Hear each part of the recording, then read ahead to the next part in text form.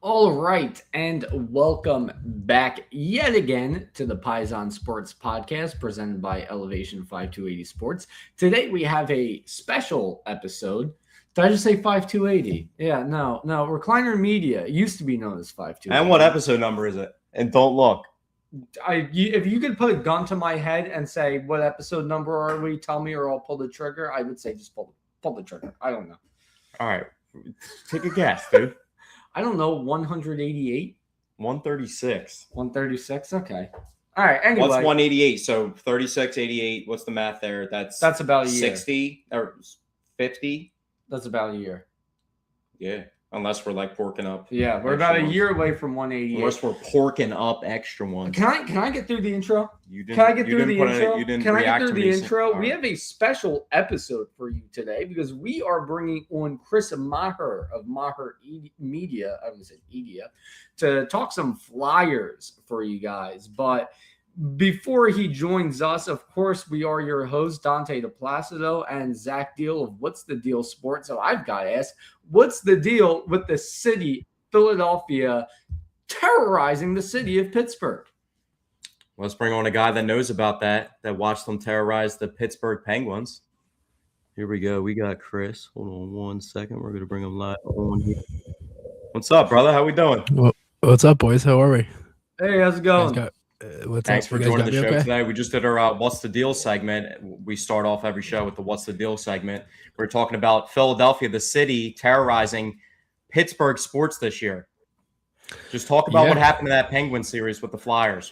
How did it feel for the first time, the Flyers being back in the playoffs since 2019, the 2020 season, and beating a team like that? That's their arch rival.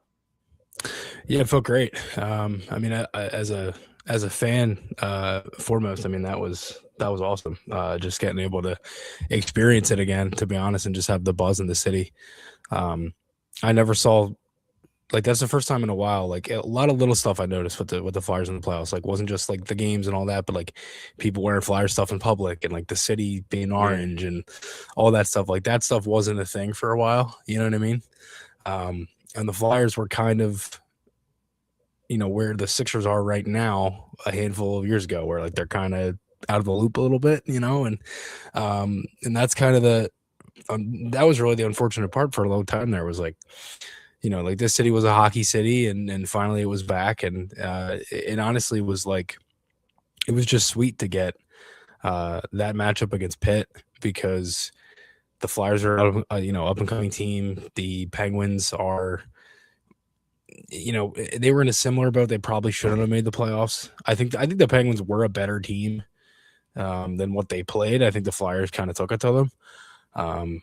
If you look at the games from, when the Flyers put Pitt versus Carolina, like they were more physical. You know what I mean? Like I think the Flyers really played into the rivalry and that kind of like a little bit of that FU, to Pittsburgh a little bit. I think Pittsburgh was trying to give it back to them as well. They were mucking things up and making it a little bit dirty, but it kind of seemed like it was also distracting their game. And the Flyers were just on point and locked in the entire time. And they just had the edge in pretty much every department. Yeah, no, honestly, like the first three games, it was honestly like, I don't know why, but for some reason for me, like each one I watched, 1, 2, and 3, first handful of minutes, like I was like, they're going to win this game.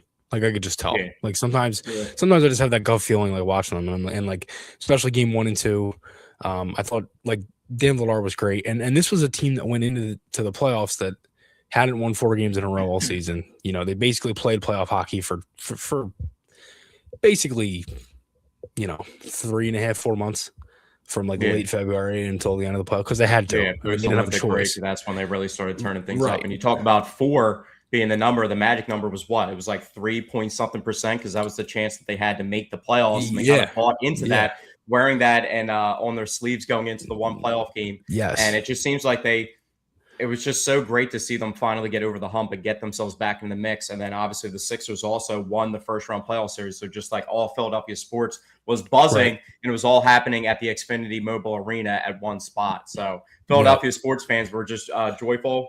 Both teams ended up getting swept in the second round, but there's the VJ Edgecombs and the Porter Martones of the world to be happy to look forward to in the future. What do you think having a guy like Porter Martone? I mean, he's less than 20 games into his NHL career.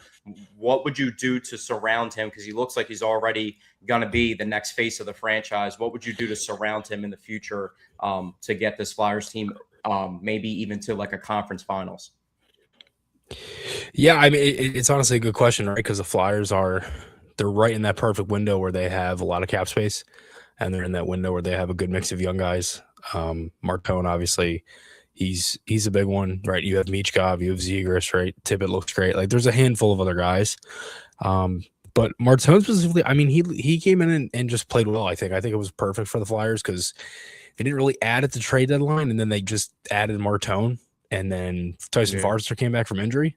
And those are two big ads, so it didn't seem like that they added anything, but they kind of did.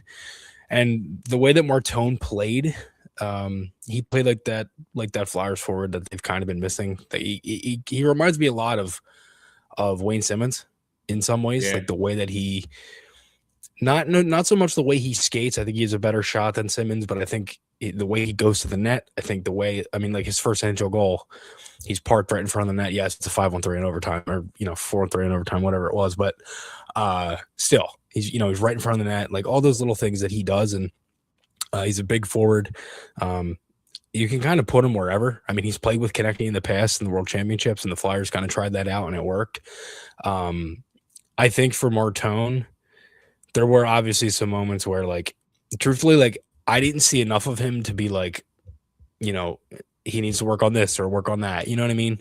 Obviously, there's things you can improve on, like, your shot, your skating, all those little things. But, like, overall, I think his hockey IQ was good. The Flyers are a really especially good like team. when you, not to cut you off, but especially when you account for this is like his 20th like career NHL game, and he was the first teenager in NHL history or something like that to score in consecutive playoff games. So I mean, for what he's already shown, I mean, the future is very, very bright. But when you talk about like Michkov, he's actually somebody that kind of was getting benched in certain spots, and he was like a healthy scratch.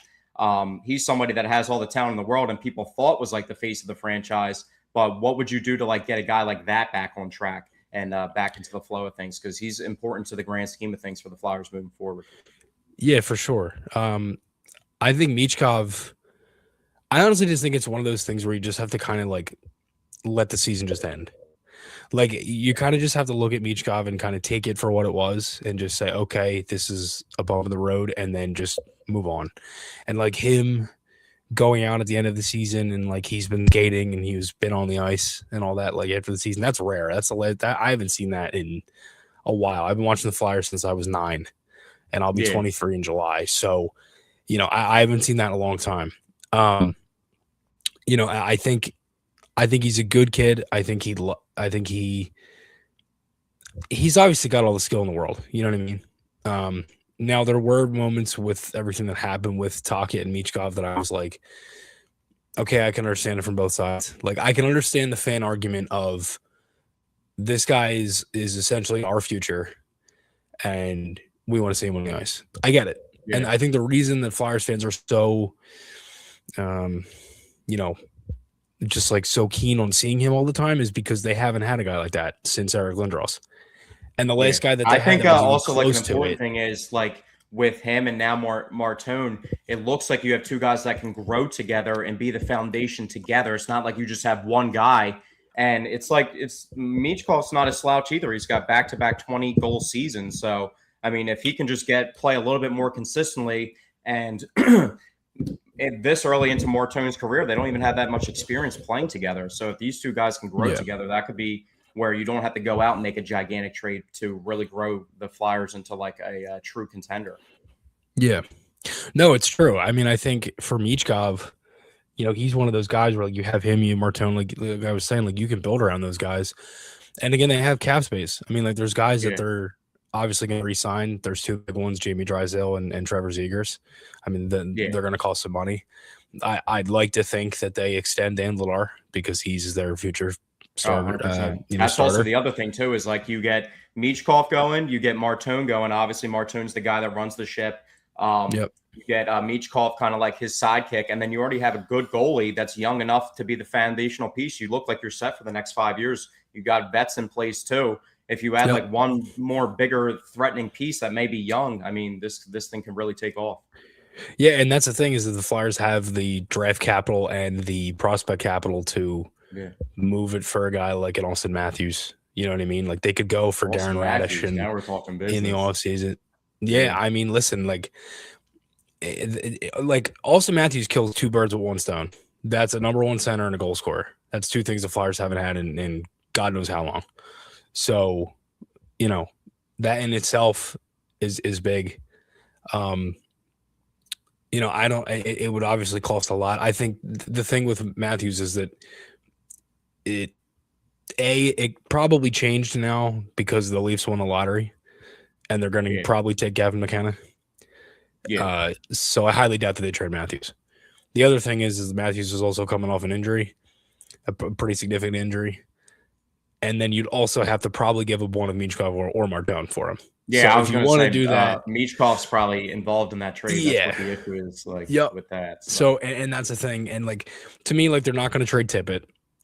Yeah. I don't. That's see that that's happening. also the thing I was going to say, because what would go out, because isn't Tippett on an 8 for like 49? That's a pretty decent deal from the NHL, and he missed a lot of the second round series. But also on the flip side, what does that series look like if he plays a lot in that series? Because I mean, he was one of their most dynamic players. That's why he's on that contract. It's funny you said that because I have thought about that multiple times since that series ended. The fact that the Flyers probably could have won games 2, 3, and 4 and lost all 3 of them in, you know, I mean, they hit the post like 9 times in 3 games. Yeah.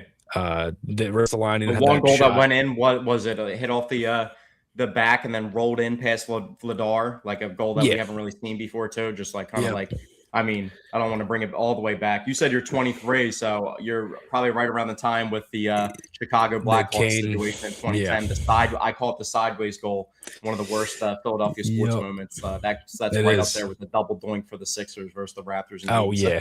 The Joe Carter home run with the Phillies. There's multiple. That's like Mount Rushmore, like Flyers bad moments for guys around like in their like 20s. You know, it's funny you bring up the 2010 Stanley Cup, because when I look at the current state of Flyers hockey, I mean, I think back to 2010, because obviously this is a sports city where it's baseball, basketball, and football first. But in 2010, everyone was on the Flyers bandwagon. Everyone was hyped for that playoff run. Yeah, real quickly, just to interject, it's like all of our dads, though, that grew up in South Philly are the Broad Street Bullies, like 70s, fanatics. You know what I mean? So I mean, like my dad went to both OGs are like the biggest fans. They're like the spokespersons for the Broad Street Bullies. Like my dad has pictures of Bernie Perron with like the championship rings on his phone and everything from like meet and greets and stuff. So what I was about to say is, to me, at least, it felt like this postseason run had a very similar effect to that 2010 postseason. Despite them losing in the second round, it just felt like everyone really started to get on the Flyers bandwagon. And I wonder if they continue to build off of this, which I think they do. I wonder if this time it sticks and guys stay on the Flyers bandwagon, and you really start to see a surge in popularity with the Flyers in this city moving forward. Yeah, I'd like to think so. I mean, that's what happened the last time in 2010. I mean, they were the worst team in the league in 2006, 2007, and then the next year they went to the conference finals and everything was back to normal. And then that was 5 straight years of the playoffs, and they had multiple deep runs, including that aforementioned cup final. So I'd like to hope that, and that's the thing is, like, now it's a little tougher because I don't think there's going to be a huge expectation on the Flyers next year, because no one thought they made the playoffs. I thought they did. I actually publicly said it in last July. I thought they made the playoffs, but it's going to be tough because now you're getting to the point of the rebuild where you have to trust more of Briere and Jones, and they started to do that with guys like Vladar that they signed and Dvorak and, you know, all the little moves that they may get training for Trevor Zegras, you know what I mean? So, and all 3 of those things worked out, and there's other stuff. And for a while, you know, the rebuilds are tough because depending on how your team is, you know, shaken up, you have to a lot of it's like easy moves. You know what I mean? It's like cutting, bad contracts, stuff like that, trading for picks. You know what I mean? Not that it's easy, but it's just like, okay. It would be like an example of a bad contract because you are a believer in Owen Tippett, and I think he's really good. He could be like the third fiddle if Michkov and Martoon can all get going. That looks like a really good three-headed monster right there. It would be like a bad contract, though, that you would probably try and get rid of this offseason, and maybe somebody that would garner some trade interest around the league. Yeah. It's a good question. To be honest, they don't really have a bad contract. Like, that's what I was thinking. I mean, the bad one, the most egregious one is Couturier because of the age. I mean, you can argue Travis Konechny,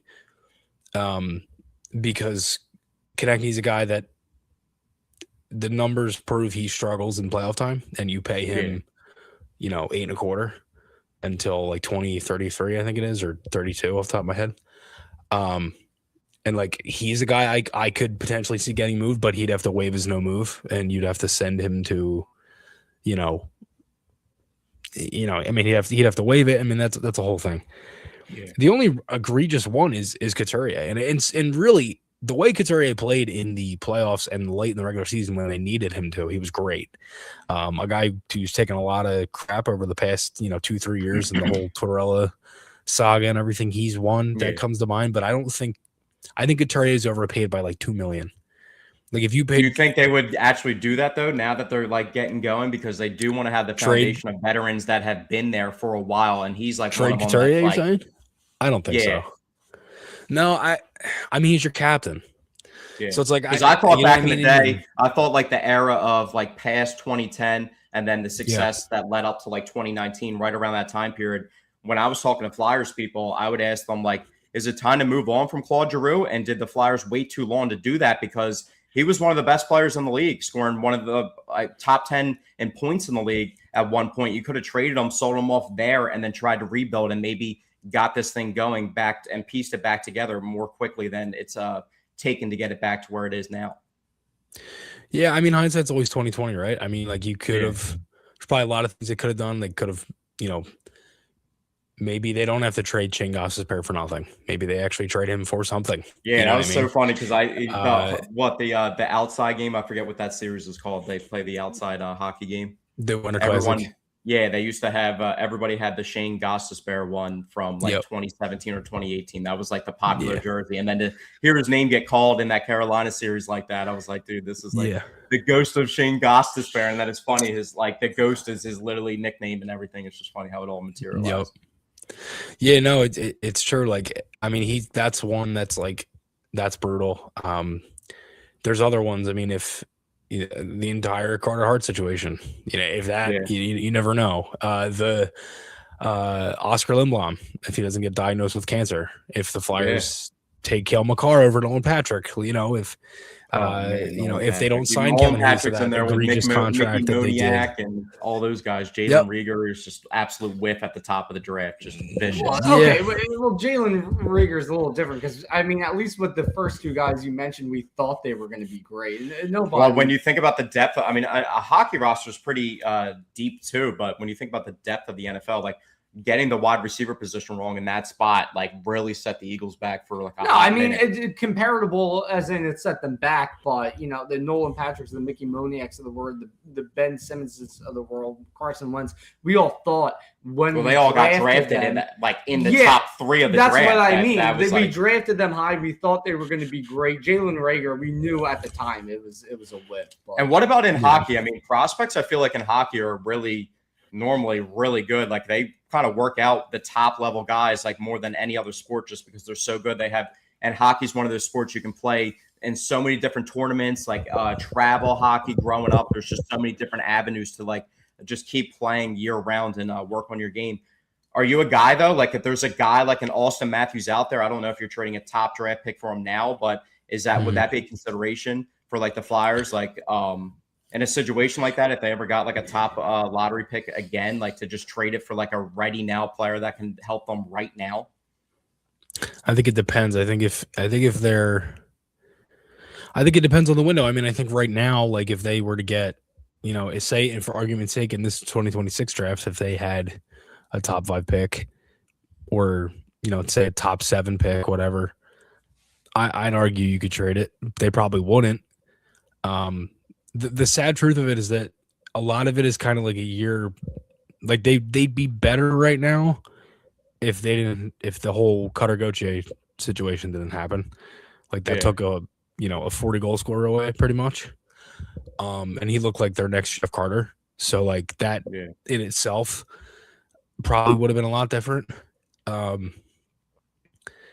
So like, I don't know. Like it's hard to say because I think with everything that went on recently with the lottery and I don't know if the Flyers are going to get that.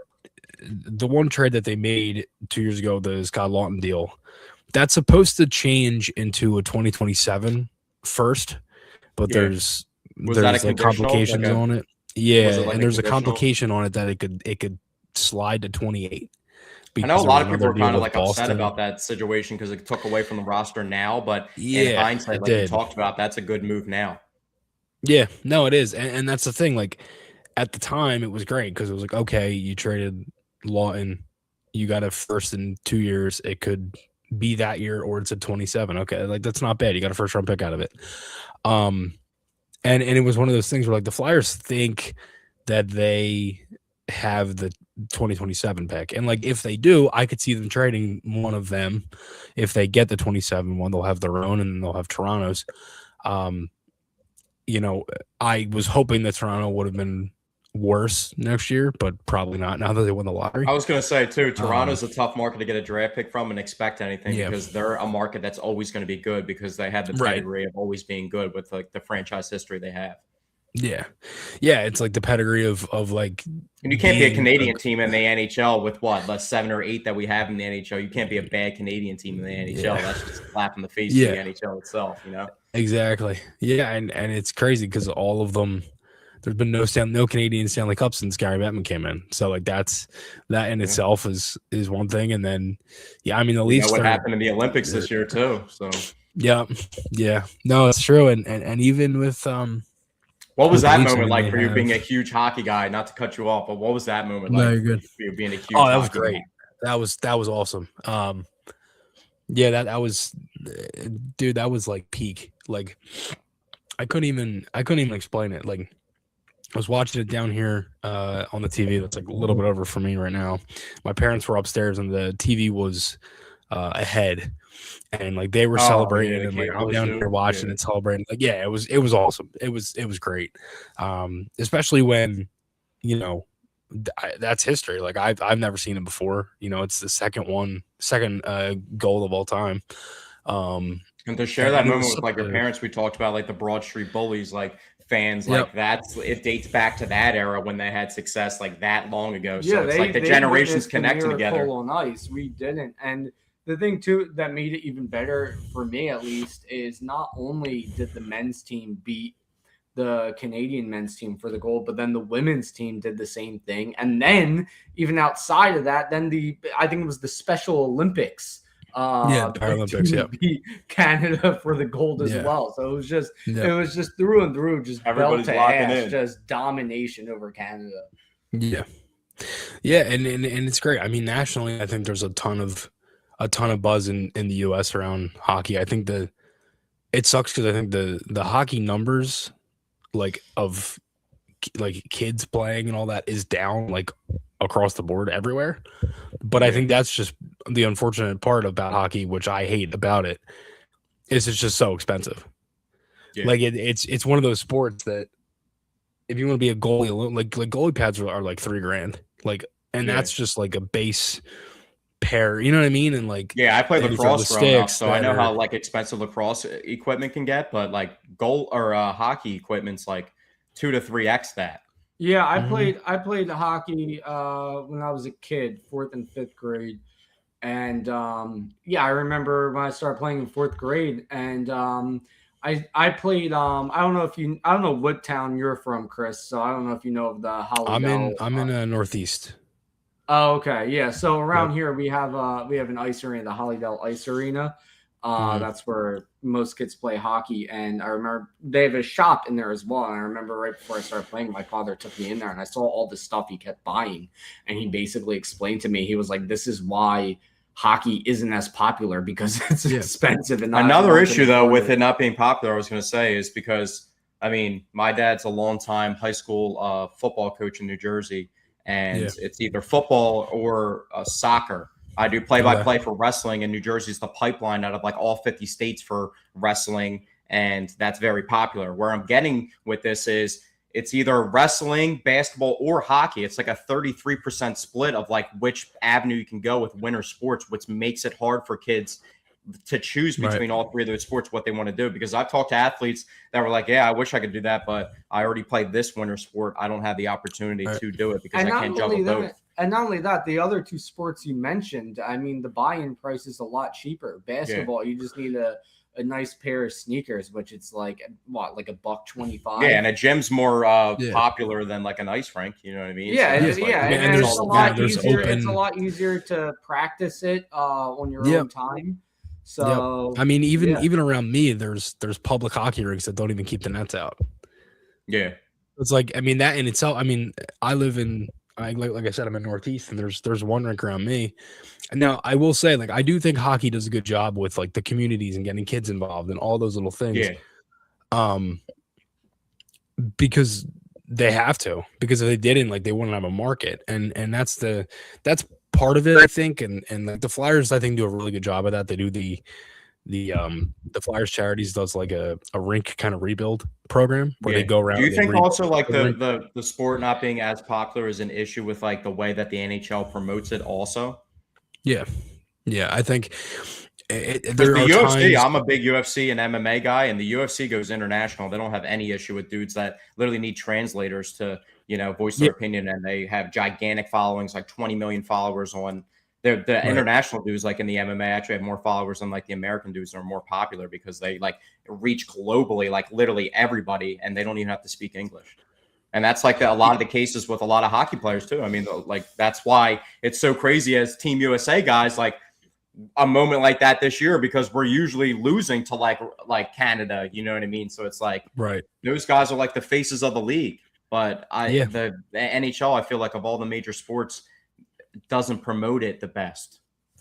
Yeah, if you look at all the sports, like everybody knows Ohtani, everybody knows NFL. If it's like the NFL stars kind of change all the time, but the NFL is not really as like expansively like overseas as like other sports, but like they've been trying though. That's there's a new Japanese baseball player, Murakami, that just came into the White Sox market, the Chicago market, which is a big market, but the White Sox the historically one of the worst teams, and he's like instantly turning their entire franchise around and like the talk of the town. So these other sports don't have issues. The basketball, you can even look at the WNBA. They chose who they want to be the face of their brand, which is Angel Reese, which I totally disagree with, but that's another argument. But you see her popping up on like Reese's cereal boxes, and like they're trying to like market her as a brand. And I don't really feel like the NHL has ever chosen a player, at least in recent times, maybe back in the day with Gretzky, but we weren't around. But it just feels like in recent times they haven't chosen that one player to be like, let's push this guy to the moon and make this our brand. I think also one of the moments before you expand on that, Chris, is one of my favorite moments was that locker room clip of Connor McDavid and how passionate he was in that finals game. And he was like freaking out, and it kind of seemed like maybe it was a down moment for him, but like the inside behind the scenes access of the star player of the league, the face of the entire league, seeing that was just good, because we don't really ever get that in depth of access to like these hockey players. Yeah. The last time they used to do stuff like that was the Road to the Winter Classic series. Like that was a big thing. And they let anything go during that because they recorded for months, and it was like a 6-episode thing, and they stopped doing it. There's a lot of things. For me, I kind of wish the NHL would go like the route of Disney in a way, where if they basically take, McDavid, Draisaitl, where like you take like the Disney characters like Mickey, Minnie, Goofy, Donald, like they all have their own character and said brand that goes with it. It's kind of like how Netflix does the quarterback show. My boy Joe Flacco from South Jersey, who my dad coached in high school, is actually going to be on that show as well. So this season, so that's pretty dope. But like Patrick Mahomes was on like the first season. Who were some of the other names that was like Jared Goff? I think all these NFL guys. Everyone plays fantasy football, so we all know them. I would like to play fantasy hockey too. I feel like fantasy hockey would be another thing, but it's like when we're big basketball and baseball guys, it's just like the daily lineup changes with like those sports that they play 82 to 162 games. It's so hard to keep up with, as opposed to like you put a lot of thought into fantasy football, but it's like everybody's playing it and it's like one time a week, so it's a little bit more manageable. Yeah, like NBA is still a gigantic sport, but fantasy basketball isn't very popular because it's just to keep up with your lineup every single day. It's just I tried it one time and I just did not enjoy it, and I never did it. Yeah. Do you currently play fantasy hockey with your friends, like your big hockey? I do. I do. I would assume so. Like the diehards I know are playing it. So I mean, the thing is, everybody's probably played it at least once. It's just they can't keep up with it after one season just because of like how you have to maintain the roster and stuff. But have you like what's like a good? I haven't actually. I used to do like a fantasy football podcast, so I want to ask you like who's like what are some of the craziest like fantasy seasons you've had like for a player like in fantasy hockey that like led you to a championship or something like that? You know what? I will let me the best way to do that is show you. He's got evidence from this stats here. Yeah, this past year we did also at Maher Media, we did you know what? I can't even log into my app. That sucks. What app are you on doing that too? Because I know there's like Sleeper, ESPN, Yahoo. ESPN. There's a bunch of different like ESPN. Yeah, the one for me that did really well this year was Celebrini.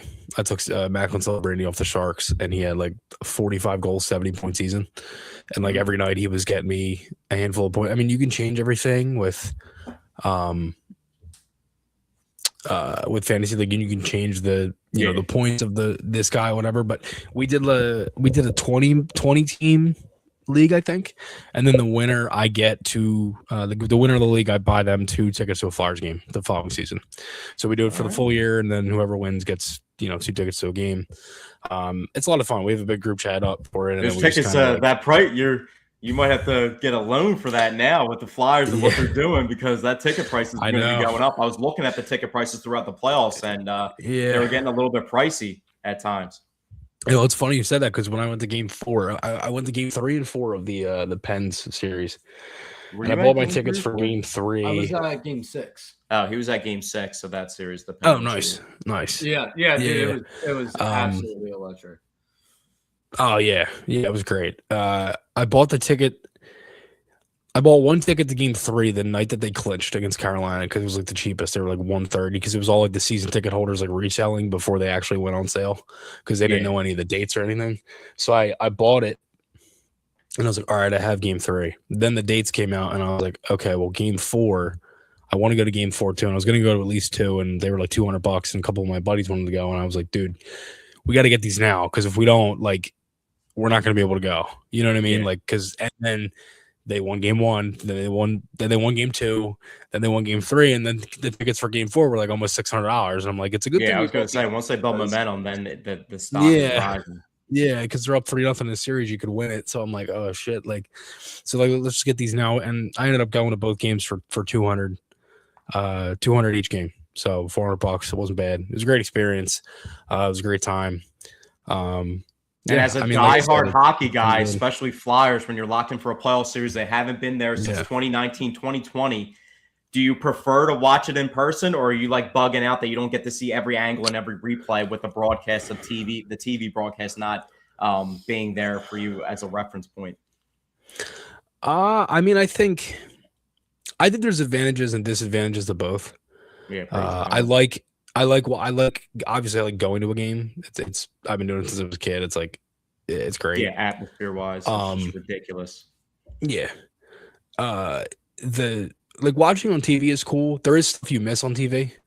There's a lot of stuff like behind the play that you miss, changes. Yeah. The way that plays kind of can break up and come back the other way if there's a rush, whatever, you kind of miss it. There are things like that.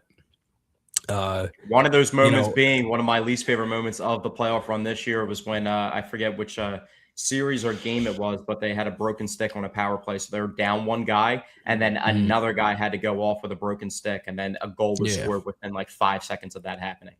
Yeah. Yeah, it's like all little stuff like that you miss. The replays are good on TV because you kind of like you do see stuff that you get to rewatch what just happened, so like you get a fresher play of seeing it.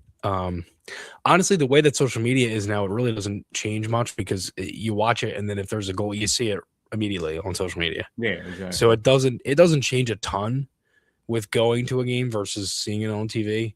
There is some stuff like for me, I know all the players off of just their stick tape. So like I know that like Tippo mostly wear black or Konechny wear black. Like I can just I've been watching them for so long that I can just tell who is who by just the way that they skate and move and all that. Like Michkov is always with white tape. You know what I mean? Like little things like that. Because for me that's the biggest thing. I mean, there's a ton of white in hockey. The boards are white, the ice is white. There's so much white. One of the teams has to wear white. You know what I mean? So I assume you play video games too. There's a lot of white guys. Yeah. Yep. I assume you play the video game as well too, right? Yes. Yeah. Do you have any aesthetic issues? Because as a diehard, like I said, I grew up around football with my dad being like a prominent high school football coach. So them not putting the arm sleeves in Madden for so long, like the little details that you're talking about now, the aesthetics, is there anything that you feel like the NHL video game could do better? If you had to voice your opinion on that. Yeah, I mean, I think the game, I honestly stopped playing it for so long because it was just bad. I didn't play 23, 4, or 5. And then I bought 26 because I got a new Xbox. And I'll be honest, I love it. I think it's a good game. It obviously it's like any video game. It pisses me off no end, but it's great. Like it's just a great game. Did you grow up at all? Like, because you said, so what, you were born 2003, you said, right? 3. Yep. 03. Yeah. Okay. So did you play the PlayStation at all? PlayStation 2 growing up? No, I didn't, honestly. When I was a kid, I was really into Nintendo, and I was like a big like Super Mario, kind of like Lego Star Wars, all that on like Nintendo DS. Super Mario 64 is the best video game of all time. I'm a GameCube guy through and through. But growing up, I'm 29 years old, and he's about to turn 29 in August. Like Stop saying that. Yeah, we're unks compared to him. So all right, well, don't cut me off here. We're unks compared to you, but like PlayStation 2 was like what it's like to chew 5 gum. You know what I mean? That type of experience was just a different thing. The games back then with hockey, they were like so fast, and the NHL games were so great back in the day, like 06, 07. I don't know if you played any of those, but like my favorite players almost came from the video game, like Flyers. Like Peter Forsberg wasn't even there for that long, but like that era, like 2009-ish, that's even like what drew even more fans. Forsberg's bobblehead. That was a big Forsberg guy. Yeah, and he's like, Jim told me he's my favorite Philly of all time. He only played like 3 seasons. Yeah, you shake your head like that because that's you're the only person whose favorite Philly of all time. 612 career home runs. Yeah, well, I mean that's the thing. If he's like one of your favorite baseball players of all time, but like anybody who's like a diehard Phillies fans, like usually they pick a long-term Philly, But what do you think about this generation of hockey? Like the legends, like the Ovechkins with his career wrapping up. We just took out Evgeny Malkin and Sidney Crosby. So those are 2 guys that are at like the tail end of their career. I feel like Chris Letang didn't really play up to like the caliber of player that he normally shows as well. What do you think about like the old era of players like that? Like we're not talking about just like guys of this generation. We're talking about 2 of like the greatest players of all time, like fading out of the game. But now, I mean, Connor McDavid was the youngest captain ever named in like the NHL's history, like at like 19 or 20 years old. So, I mean, he's been around for a minute, but like the new generation is coming into hockey right now. Like the Porter Martones of the world. Like Porter Martone isn't just a Philadelphia guy. You know what I mean? Like he's starting to make a name for himself. He's played, like I said, not even 20 NHL games yet. Right. Yeah. I mean, it's one of those things where like the league is just getting younger and faster. And a lot of that is just because there's so much offense that's taught in hockey. Yeah. Cutting back to what we were talking about like, how hockey is now. Like it's very offense first. It's what they teach. Where like, especially in the US or like other countries like Sweden, Finland, like the way that their kids are, that they, train them hockey skills is defense and then offense. It's people say Steph Curry like ruined basketball, but like Connor McDavid with how fast he is, and he's like more of a finesse type guy than like power and like marauding through you, like how Sidney Crosby's gigantic, and so is Alex Ovechkin. And I mean, we know Alex with the his signature smile, like he's like the traditional face of like hockey, but like Connor McDavid's ushering in this new era that's like offensively minded, where like basketball people are like Steph Curry shooting too many threes and he's ruining hockey, or ruining basketball. Like Connor McDavid's like, you know, everyone's looking up to him and they want to play exactly like him. Yeah, no, it's true. I mean, I think a lot of people see, you know, it's kind of like that, you know, monkey see, monkey do kind of thing. Like the example, like the Michigan, like that's one of those things where every kid now is trying to do a Michigan goal. Like you see little kids do it, everyone does it. Like it's just one of those things where like you saw Zegers do it a lot when he was in Anaheim.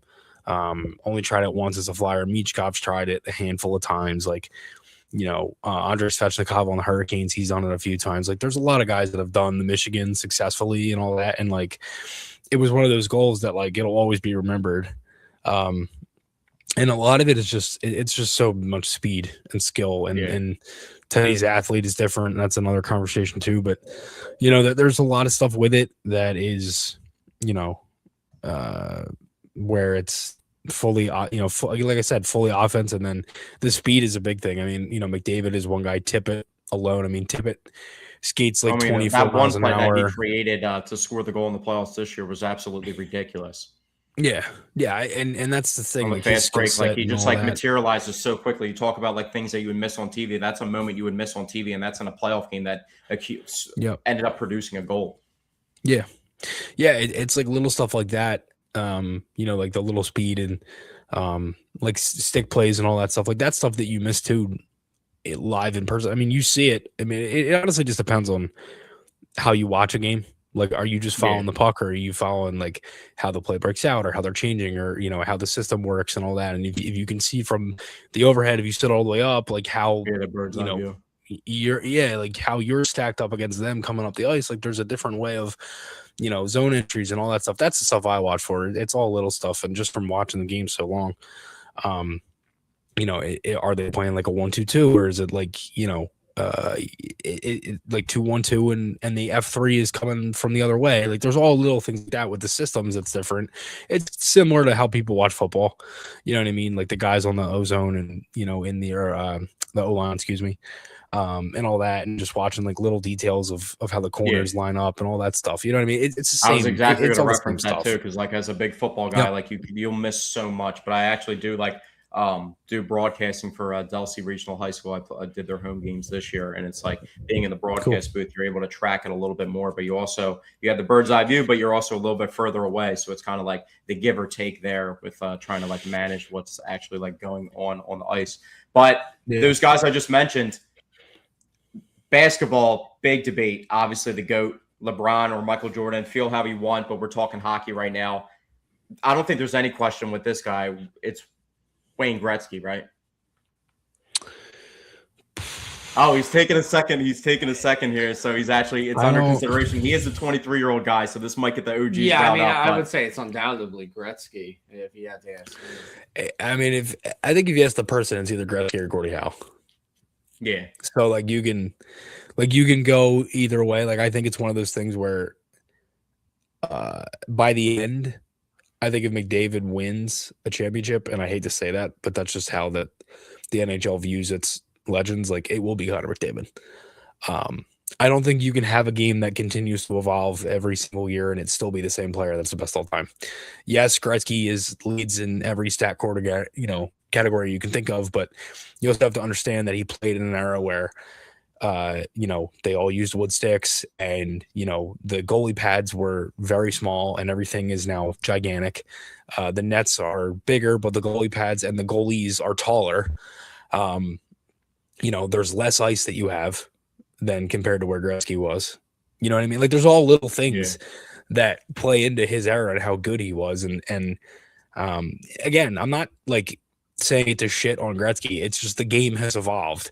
And there's things that play into it. Again, now, do I think Gretzky is great? Yeah. It's the same thing with Gordie Howe. I mean, you can argue all that stuff. Like most of those guys weren't even like legit athletes compared to what they are now. Like there's so many different things. So like, yes, I guess you could say right now it's probably Gretzky. And I'm kind of just saying that to not look like an idiot, but like you could argue it's probably Gretzky or Howe. I don't think where would you put Sidney? I feel like Evgeny is like up there, not like the GOAT, but like where he's like really creeping up, like in that, like maybe not top 25, but somewhere in like the top 40ish range. But like, where would you put Crosby and Ovechkin up in the ranks like that? Ovechkin's definitely high. I mean, he's scored most goals ever. So yeah, I mean, I would put him ahead of Crosby. Although I'm more of a casual fan, but to me, from what I've seen, I would go Ovechkin over Crosby. I wouldn't. I would still say Sid. I think that's that's respect right there, because this is a Flyers guy. You know what I mean? So we're Flyers guys. And listen, like, as much as I admit Sidney Crosby is that good, but I feel like Flyers fans would say Ovechkin because they'd be like, nah, like Sidney Crosby. Literally, they would say Sidney Crosby's a pussy. That's what a Flyers fan would say. Like, well, he is. Yeah. I will say, like, as much as I'm a Flyers fan, I am like a diehard hockey fan too, and like I cannot tell you how much I enjoy watching Crosby play. Like he's one of those guys that I'm like amazed at watching him play. The injuries that he's going through, especially this year. It's even like I give myself like a sense of doubt where if I want to get mad at him for like him pulling his antics where he's getting hit with a high stick, like brushing his face. I only hate Crosby when he plays against Flyers. That's the only time. Yeah, it's like the only time I hate Sid is when he plays against Flyers. Like Malkin, Letang, Russ, like those guys can't stand like all the time. But Sid, I can't be like he's too good for me to be upset about it. Yeah, you're taking away from your like hockey fandom if you're not like appreciating what he's doing. Yeah, I mean, truthfully, I think it's just like at some point you just have to like admit that he's like there are many Philly sports fans that can't like put aside the Philly bias, and like that's one of those things you just have to. Yeah, you know what I mean? Like you just have to because he's just that good. I do that with the like Phillies Malkin and those other guys. Braves, like Ronald Acuna is one of my favorite players in the MLB, and he just helped his team get to the World Baseball Classic final. So I mean, he's that good in the world, and he was like completely written out. And I'm looking at like the money line, it was like plus 200, and you have one of the 5 best baseball players in the world on the team, and he's just completely written out. And then you see like that he's that good.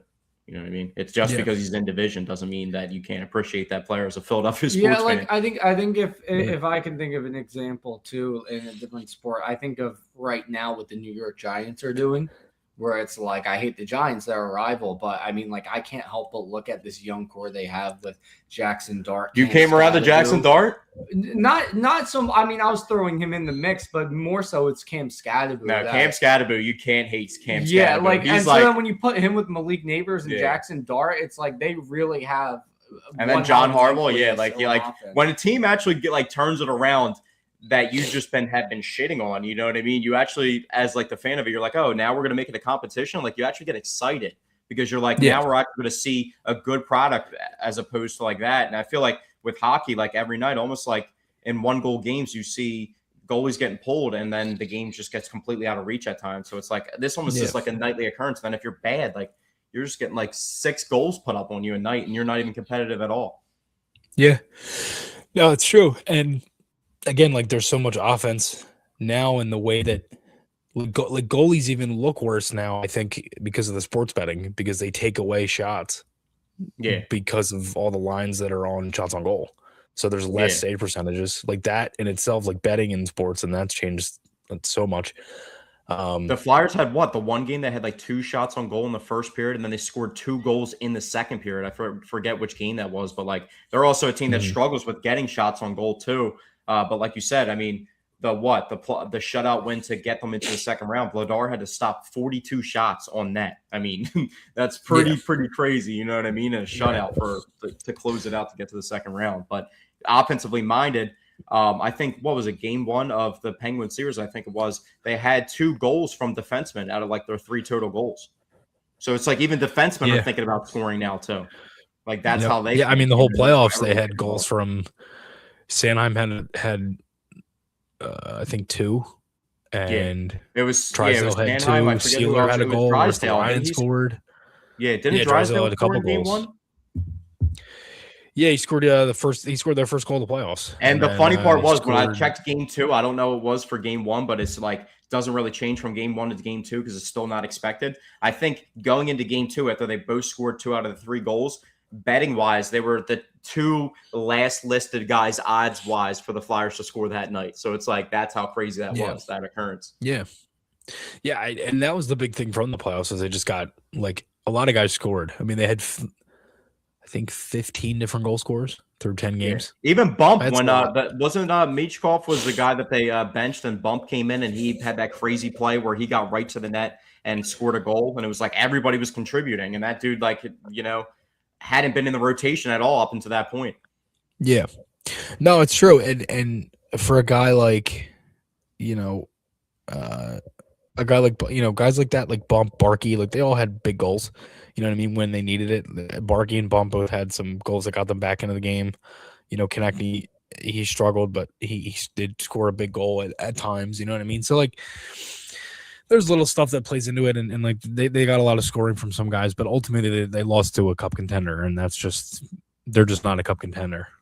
So I mean, they were able to handle what they could, and they handled Pittsburgh, pretty well.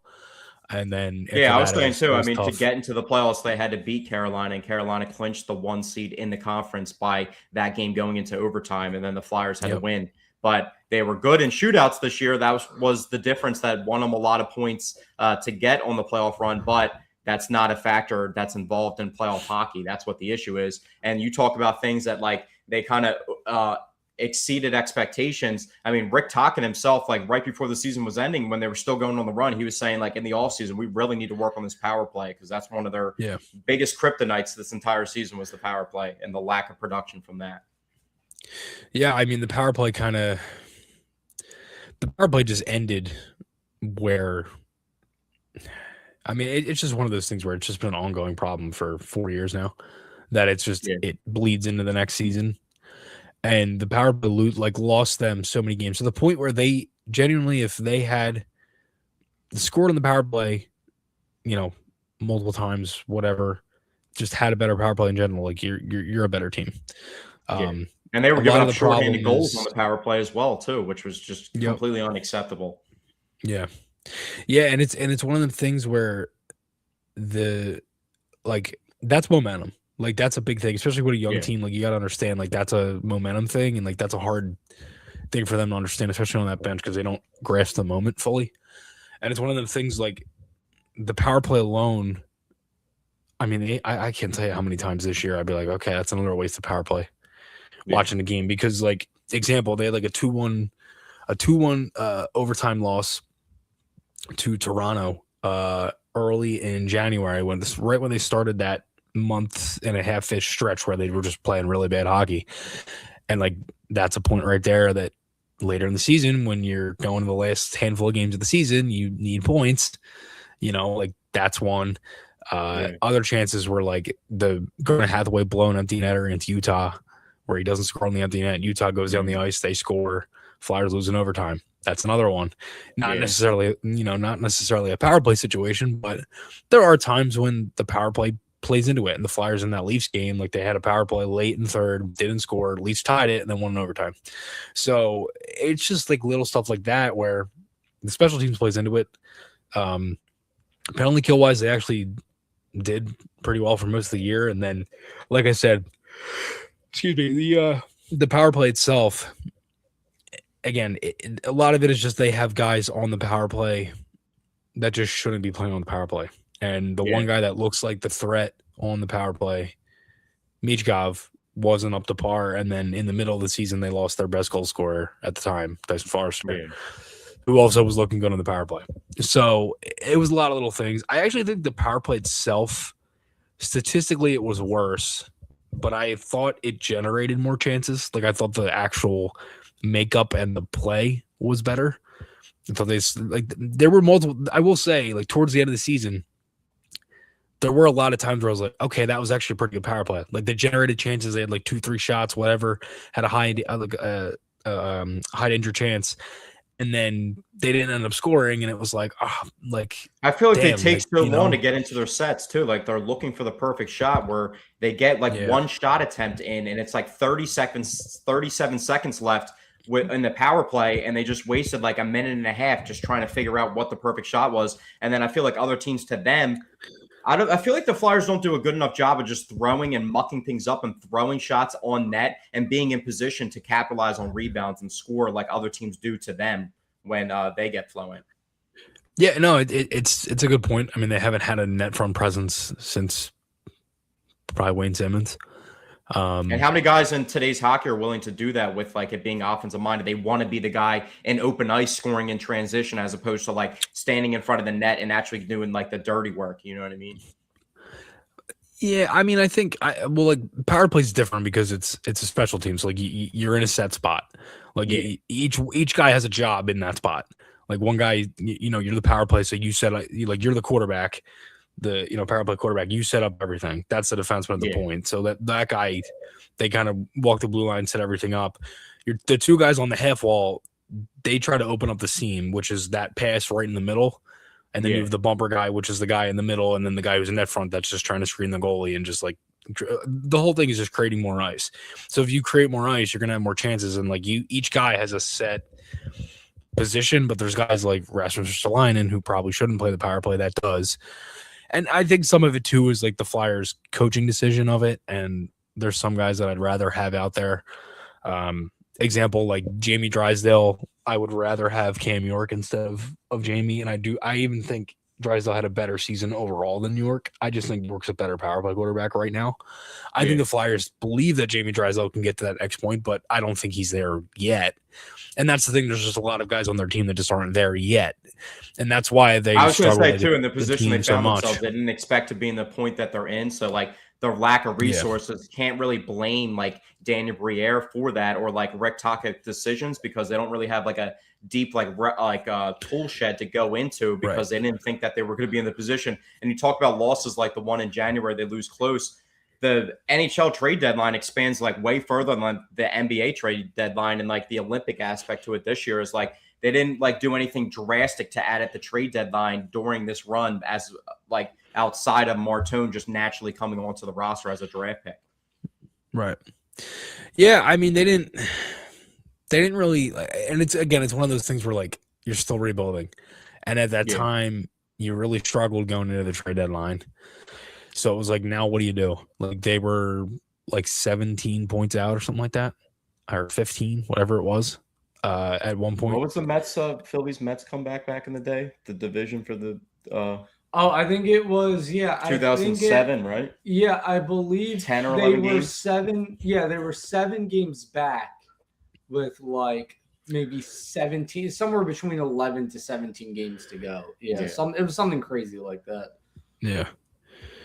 Yeah, and it was just one of them things where, I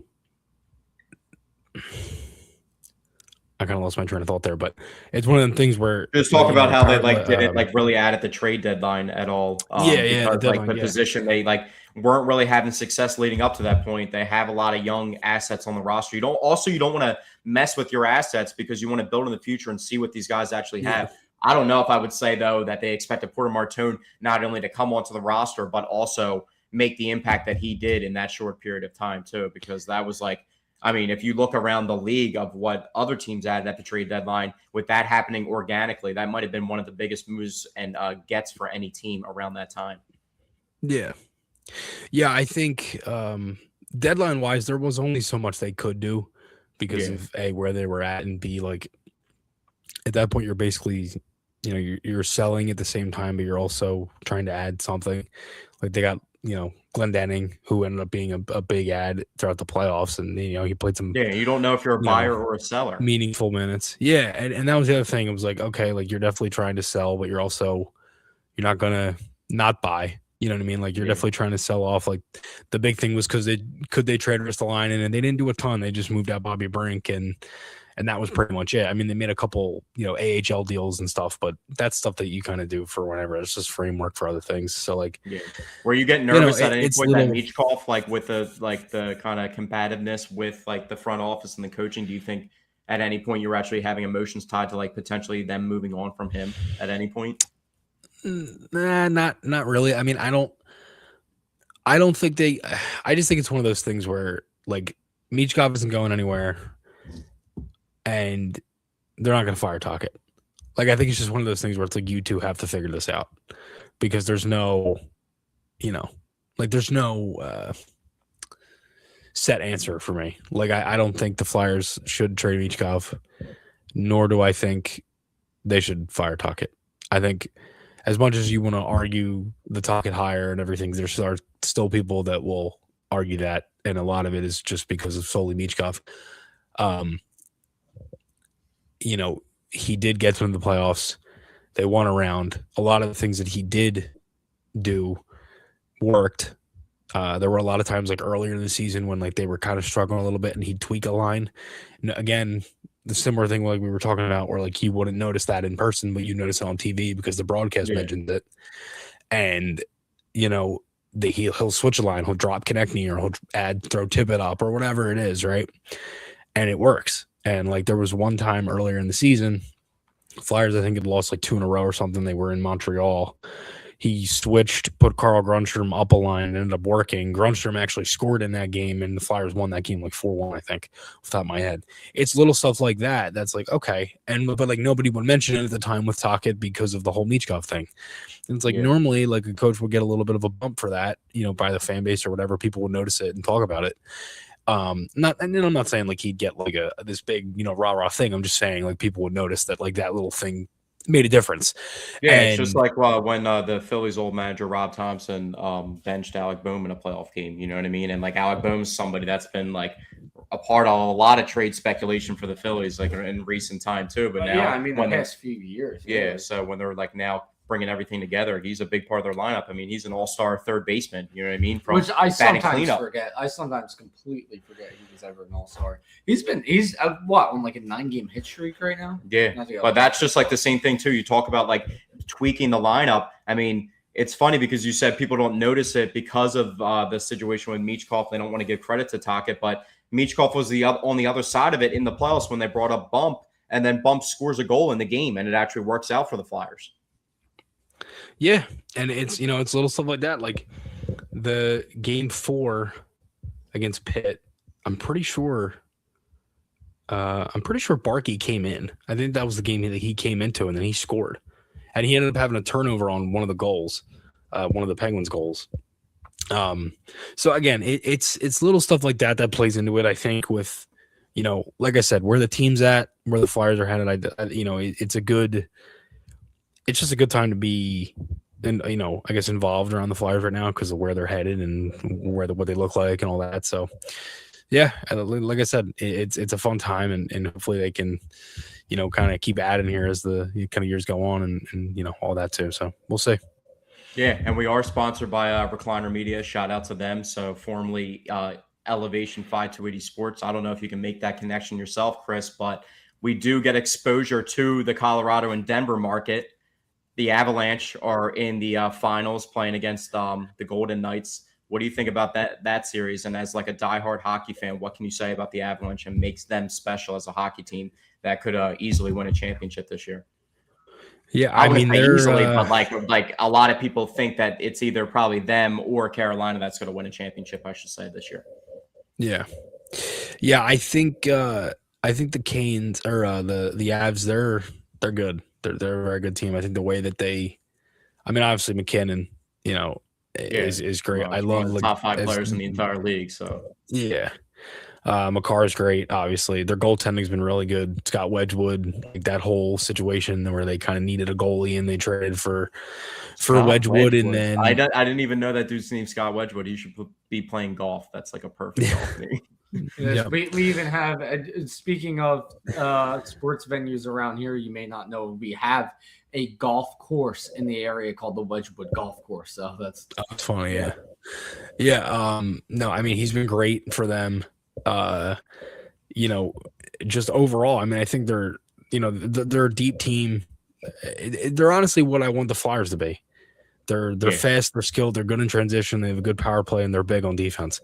It's and very they've been good for a similar while too. mold. Like this isn't anything new. Like they've been one of the top teams in the league. They're like the team that, I mean, they're on the other side of things, but they're the team that you have to. Yeah, I mean, most of that core from their last championship is still there. I mean, they got Nazem Kadri back at the trade deadline this year after they lost him in free agency after that season.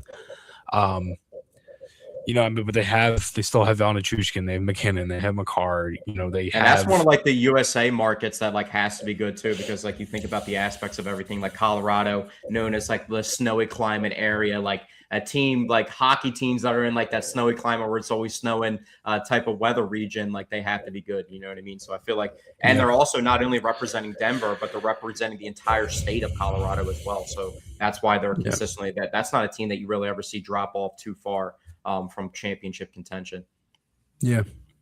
No, it's true. I mean, they, you know, like I said, they're one of those teams that with everything that's kind of happened with them, and, you know, they won the cup and the Marnie Natchez, Mikko Rantanen situation and the trade and everything and all that. So it ended up working out for them. Natchez is a good player. Everything with Gabe Landeskog and his injury, I mean, he's back and he looks great.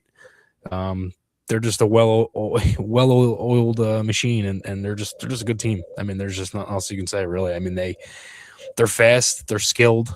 Like I said, they're big on defense. It's a very similar mold to what I want the Flyers to be. The Flyers are missing the two things that they have, which is a Nathan McKinnon and the Kel Makar, and that's what sucks. And that's what makes them so good is they have a 1C, and they have a number one defenseman, and that's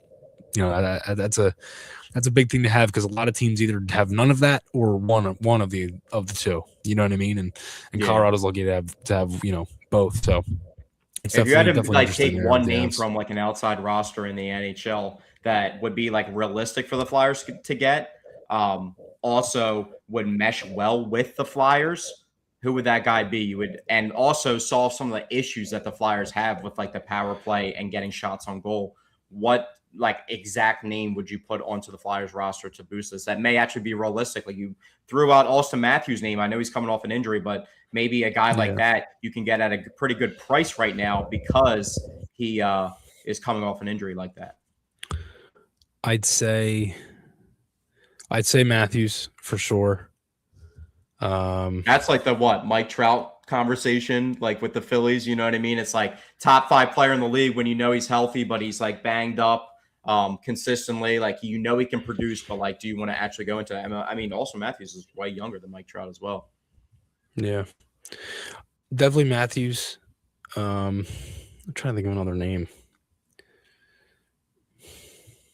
I can't really think of any names off the top of my head, but I mean, if there was a guy that I'd love to see that might not be as realistic, like a guy like Jake Gensel. Like I know he's a winger, but like, he's just good at everything. Kucherov is another one. I mean, again, just good at everything. I mean, the obvious answer, Makar, right? I would love Dylan Larkin. Like there's so many guys. What about like low cost like veterans that might have some speculation around the league that they might get traded, that you might be able to get at a good price because they're not like the exact player they used to be, but could still help out the team, and maybe they get a couple guys like that are veterans, can help these young guys get up to speed and turn things around and get over that hump. Truthfully, it's tough because I think like the free agent market, like for the unrestricted free agents, is worse this year, and I think the Flyers kind of banked on there being some guys left. Like this was supposed to be the year of like the McKinnon and Kaprizov and Jack Eichel and like a handful of other really high end guys that were going to be free agents, and most of them extended. So that it kind of just shot that down. But it's one of the things. Like, I honestly kind of feel like Jack Eichel would look great in a Flyers uniform. That'd be a guy.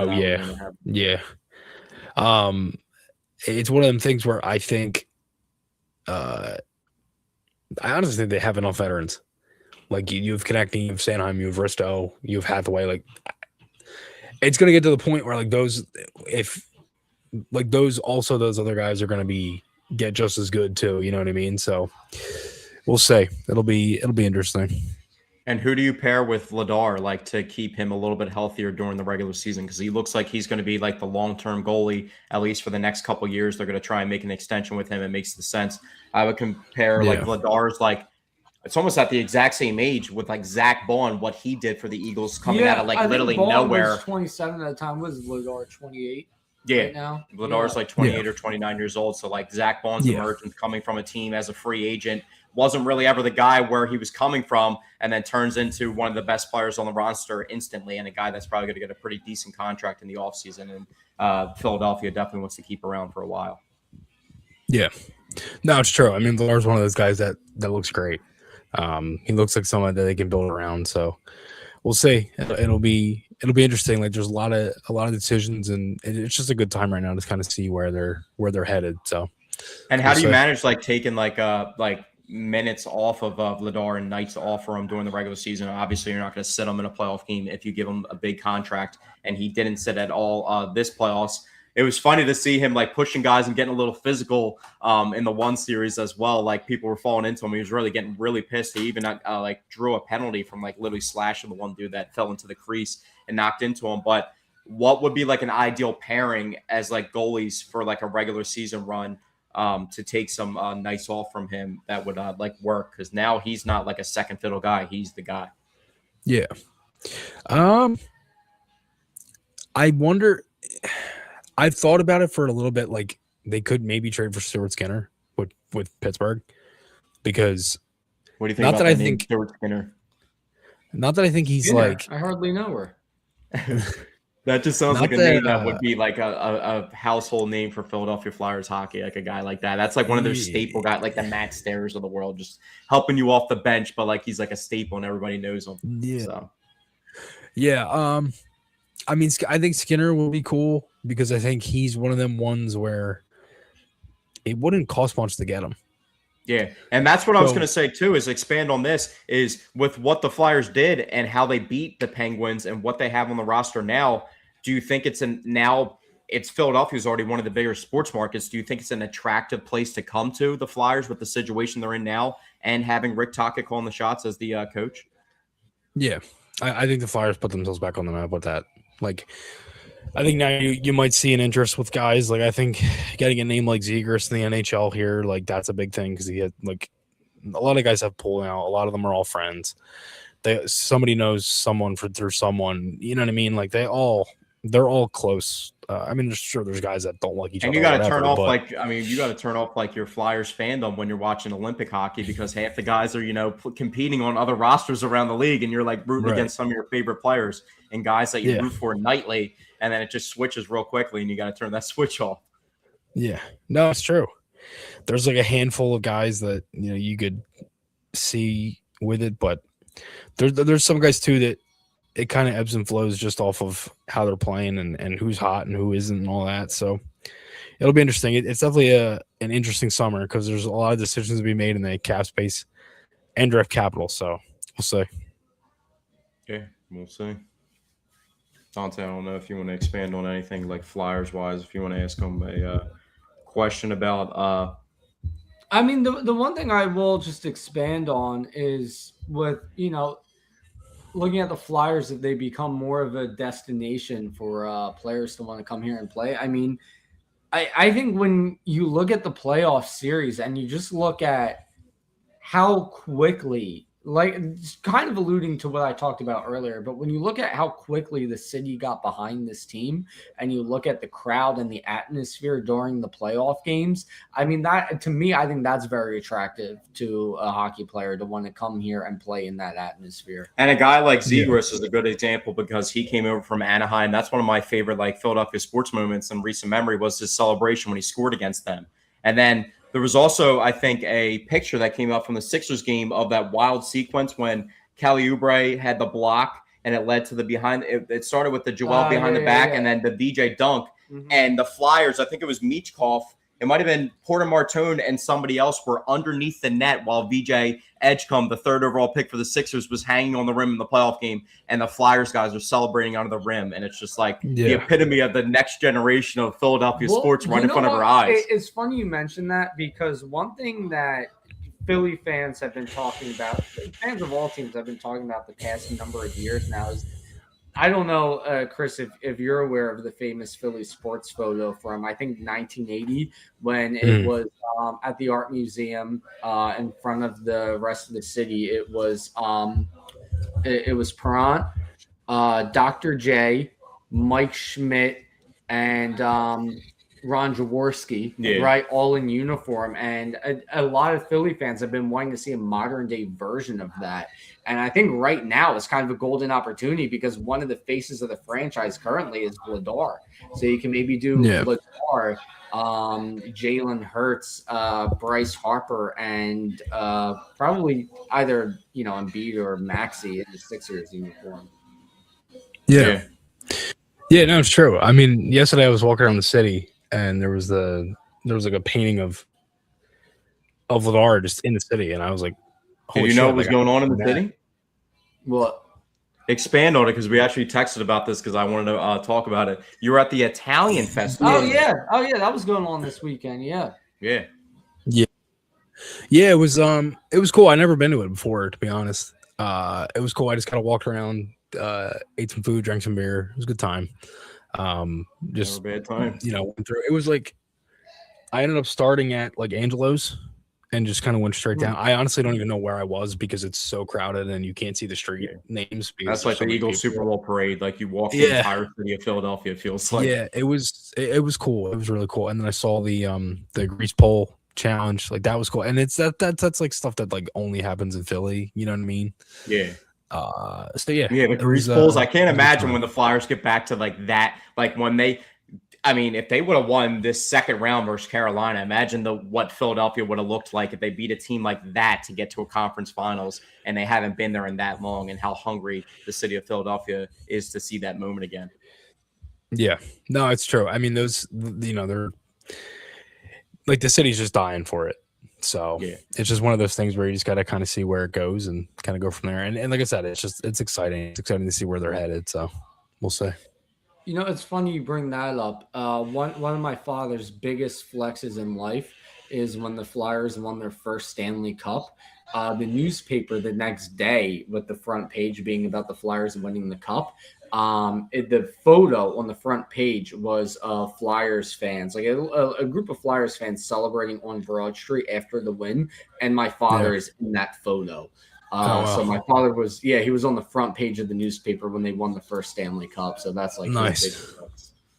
I got a video of one of the craziest. I forget about this sometimes. The first Eagles Super Bowl, when they first started the parade on Patterson, I literally saw the trophy in front of my face, like literally from here to this TV in the first 30 seconds of the Eagles parade. I was in the perfect spot, and I have a video of it from back in the day. It's like a core memory.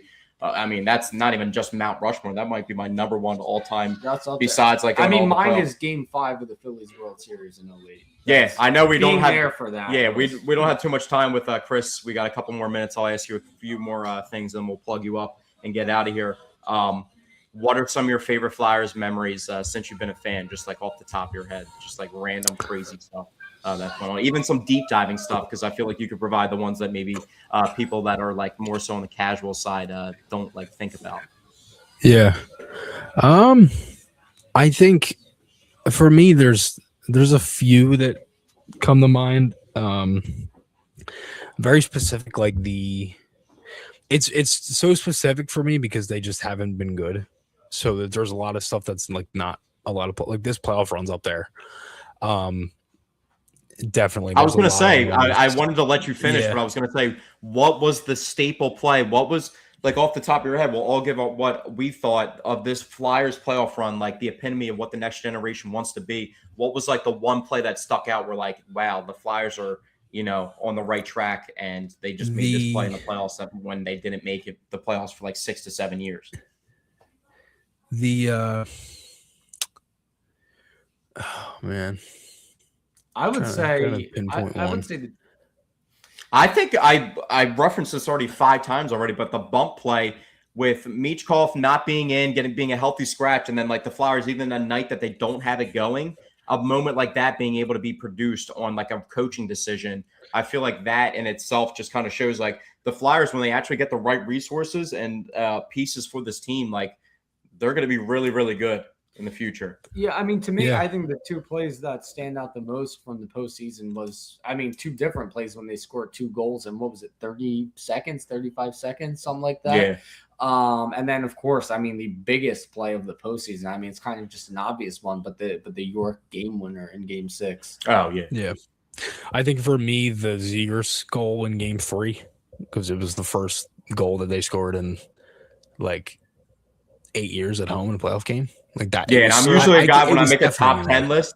When I make like a top 10 list, I don't want to like make a whole compilation. But I mean, you could argue the number one moment is a 42 save shutout and just the compilation of what Vladar's doing over that entire game.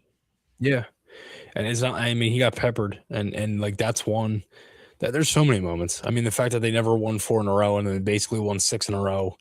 Vladar had a shutout in Game 2 and they hadn't had a goalie shutout all year. The Tippett play in Game 2. I think honestly, Martone's goal in Game 1, I would argue, was one of the best series because it was just the icer and just I think just like a lot of it all comes off of like who you were with and who you were watching it with and like it's kind of like that where were you when that happened kind of thing. You know what I mean? And it's all that little stuff. So but yeah, I mean definitely the goals were huge. All the saves, all that stuff. Yeah, it was great. Yes, sir. All right. Before we get out of here, we're going to get you to plug up your page and everything where people can find your content with Maher Media and the stuff that you do as well. But give me a couple things with the Flyers moving forward. I know it's really early and far out, but give me a free agent prediction, give me a trade prospect prediction, a draft prediction, and then maybe an early season production. You don't have to obviously give me 5 minutes, but just like kind of summarize where you think the direction of the future of this team's heading. Yeah. I think they'll make a splash in free agency. I honestly don't know any names to be honest, because it's so. I mean, we'd be here for forever to be honest, but there's a handful of things. I mean, I think they will be active in trades. Like I think they'll definitely test the market. They could move picks, they could move prospects.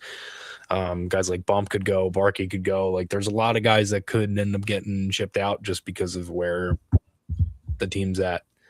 Yeah. I think in terms of prediction for next year, I mean, I'd like to think that they add. I think they need another center. To me, I'm not going to complain if they get a winger because they need goals, and you need help on a power play and all that. So like, if you do it, you can, but they do have a lot of wingers, so it's possible. And then honestly, I like the defense. I think their defense is good. It's just, can they add another, another big shot would be great. Like Darren Radish, I'd love. I don't know if it's possible, but with Tampa, he's like at the perfect age. He's good. He's coming off a short-term deal, like all that little stuff. So I think there's some things that he could be like the new like Tyler Zegras in like a way, or Trevor Zegras, excuse me, in like a way where like he could be that like low cost to get him. But I mean, the way that Zegras produced this year was huge. Yeah, no, it's one of those things where if you want to like buy low on a guy and hope it works, go ahead. Yeah. You can do it, and they did that already with Zegers, so we'll see what happens. Yes, sir. What do you think the record's going to look like next year? Do you think they're going to be better than they were this year, or do you think it's going to be like the same uphill battle to get into the playoffs, but they will make the playoffs? I know it's really early to say, but yeah, I think a lot of that has to be tied to like how Martone really progresses, because it looks like he's going to get like the keys pretty quickly handed to him for this franchise. It's going to be off of a few things. If they can get the same goaltending again, can the power play get better, and just as a unit, like if they stay healthy, they should be good. And you got to hope Michkov turns around. Like that's the big thing. Like other guys, Martone, whatever, you can kind of give that a little bit of time. But like Michkov has to be better next year. I'll say that. Yeah. It's just there's just no question about that anymore. So, what do you think the leash looked last year? What do you think the leash looks like for Michkov? Like if he's not doing what you think at the beginning of the season, do you think the trade speculation actually becomes like real and he might actually get dealt before the deadline, even though the deadline's like 80% into the season, so they have a little bit more time to figure things out? But yeah, I think if they do trade Michkov at some point, if I don't think they will. But if they do, it would probably be a summer trade, because I think it's one of those ones where you can't do it in season, and it has to be the right time for the value of like the trade. Yeah, to, like, actually maximize you get more. Like if you're trading him now, you're trading him at his lowest. Would you take like a full draft pick haul to like completely not rebuild, but like they sat him in a playoff game, so I know it's like a big loss like for the roster, but that also you had the flexibility because Martone is so young that like. you can make a move like that. And when it actually materializes, Martone still would only be like, what, 22, 23 years old? I wouldn't, because a lot of the guys in hockey take longer in the draft. And then you're wasting the other core years of Tippett, Konechny, the rest of Couturier, Sanheim, Vladar.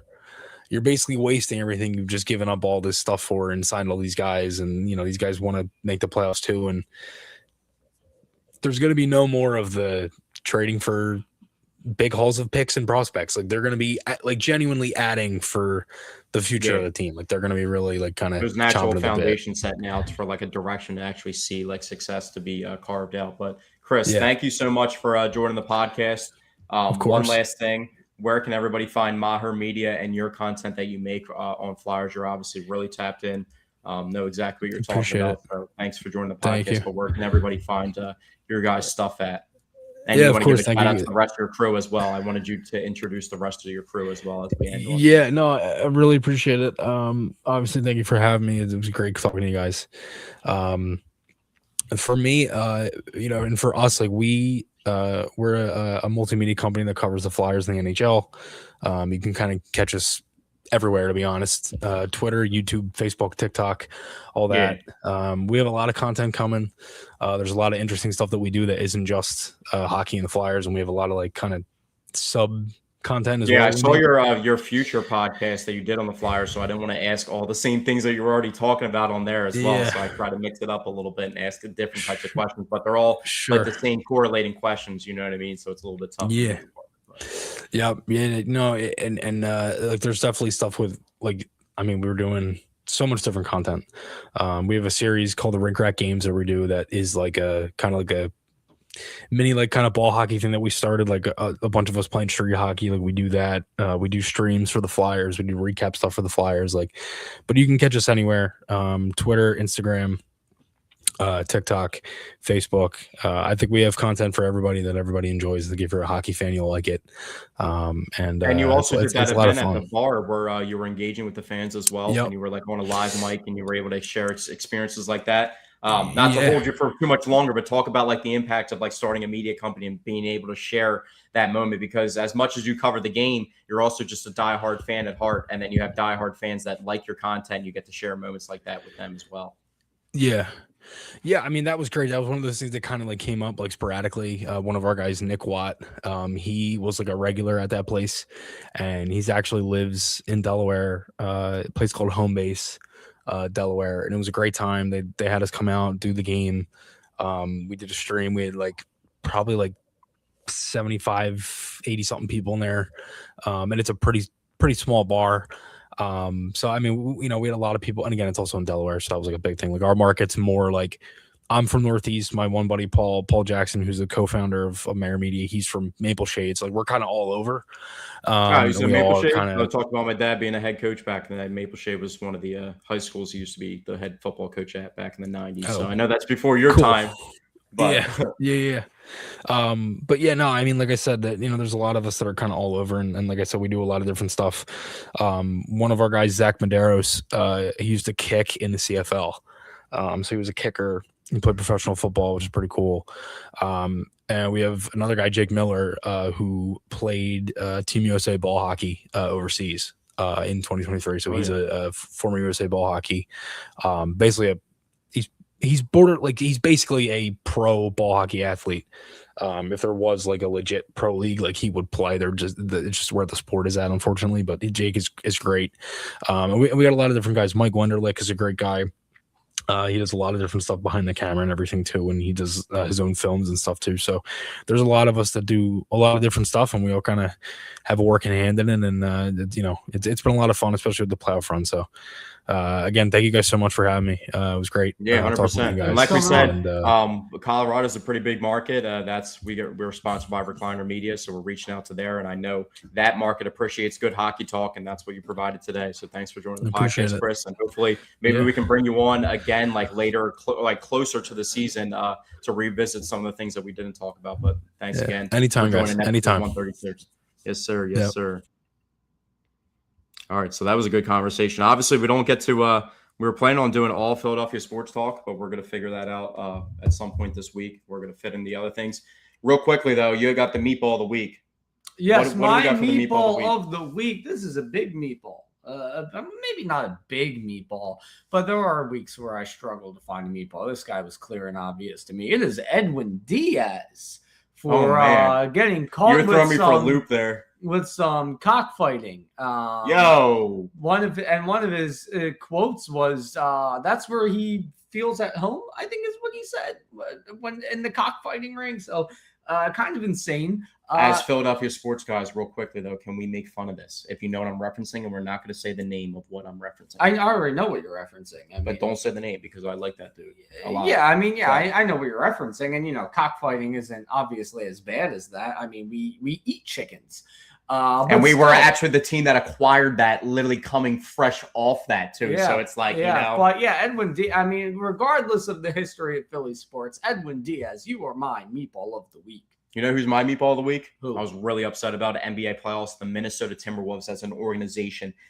Anthony Edwards, one of the faces of the league. So he is somebody that rubs the young fan base. I mean, that's completely pause on that. But the way that he impacts the young fan base is very impactful. He's like arguably the face of the league with Wemby, and he's dapping up the Spurs in a playoff game with 8 minutes left, down 30, as the Minnesota Timberwolves wave the white flag in an NBA playoff game. That's a closeout game. Yeah, how pathetic is that? Why do people complain about the NBA as a product? Would Kobe ever do that? Would Kobe ever do that? Absolutely. But why do people complain about the outside audience and not being able to maintain that? That's the reasons why the NBA has issues with people watching it consistently. I feel like even when you get Wemby versus Ant Edwards. Here's the thing. I feel like across all sports, it's kind of shifted this way, unfortunately. Like I look at an Eagles game against the Ravens where Jamon Brown gives up like 4 sacks as the worst game by an offensive lineman of all time, and then after the game takes a photo with Lamar Jackson. Man. Yeah. Shit. So I mean, like, unfortunately, that's kind of just how sports is nowadays. And it's funny you bring that up, actually, because I mean, we kind of saw kind of the opposite version of that. And I don't know if the opposite is the right word, but before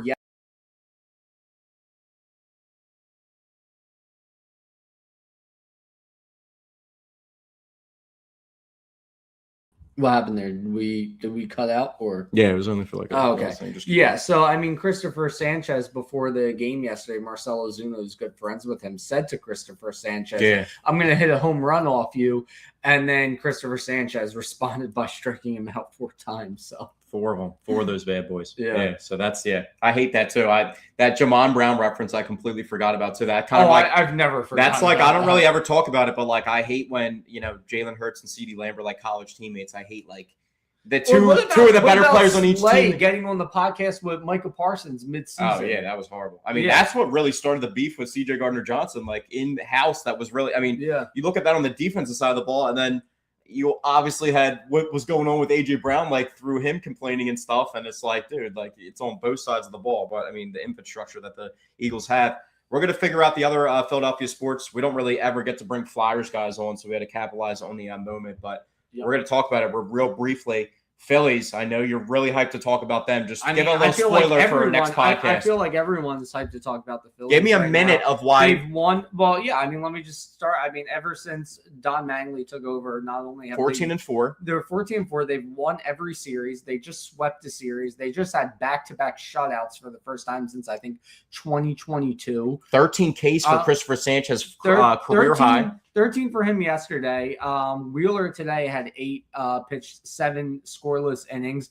Both him and Sanchez are now sub-2 ERA, I believe. And you know what else is? Philadelphia sports, you wouldn't know this if you listen to them all offseason. Bryce Harper sucks. He's not the same player anymore. Bryce Harper's back to being that top 10 batter in the league. Dave Dombrowski said he wasn't elite, and Bryce Harper right now has more home runs by this date than he has in any season as a Philly. Also, so does Kyle Schwarber. I also, just to breeze through it quickly, I put this together the other day. I had to update it once at some point. But if you look at Kyle Schwarber's home run numbers by May 17th, year in and year out, 2022, he had 9. 2023, he had 10. 2024, he had 9. 2025, he had 14. And this year, he has 20. Yeah, because last podcast we talked about like how many he's hit with the Phillies. Last podcast we talked about how many he's already hit with the Phillies, and we talked about the contract, his first contract already being paid out by that. I mean, this dude is getting, and he's batting like 220-ish, which isn't the best, but he's actually not batting like 182 while he's doing it. He's batting like 230, and then Alec Boehm is on a 8-game hit streak. He's really swinging the ball well lately, and so is Bryson Stott. All right, the cons of the Phillies, though, real quickly, little teaser before we touch on these in a couple days. Exactly. What goes on with Aaron Nola? His last 135 plus innings, he's been absolutely horrid. Yeah. No, we'll talk about him more, but and this isn't a trend.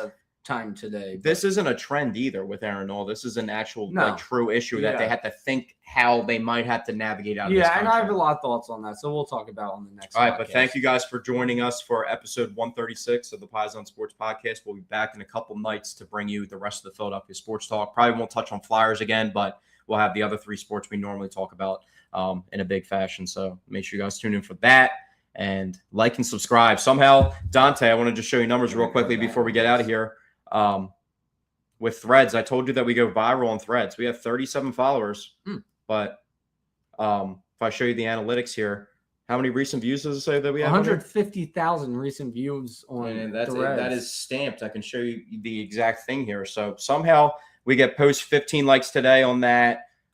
We had a post the other day, 28 likes, which like it's not crazy 28 likes, but we had 29 comments on a post about Aaron Nola and how to get out of that contract. So somehow we only have 37 followers on there, though. Yeah, it's a little. And our YouTube page has 7, but we're cooking all the time. We're bringing in top NBA insiders. I mean, we had hires guys. I mean, in here we had Scoopy. You know what I'm saying? Scooby Robinson. I said Scoop. All right, I thought you were going Scooby Doo for a second. Create new nicknames. But thank you guys for tuning in to episode 136. Chef's kiss. Please don't do that again. I've been saving that up. I've been thinking about that forever. I might have to go the one-on-one cheek, the other cheek for you next time. So that's what we'll be back with. We'll be working on that episode 137. Also with that buzz cut from the Nick Sirianni comment about the Browns back in the day too. So we'll have that soon for you too. Peace.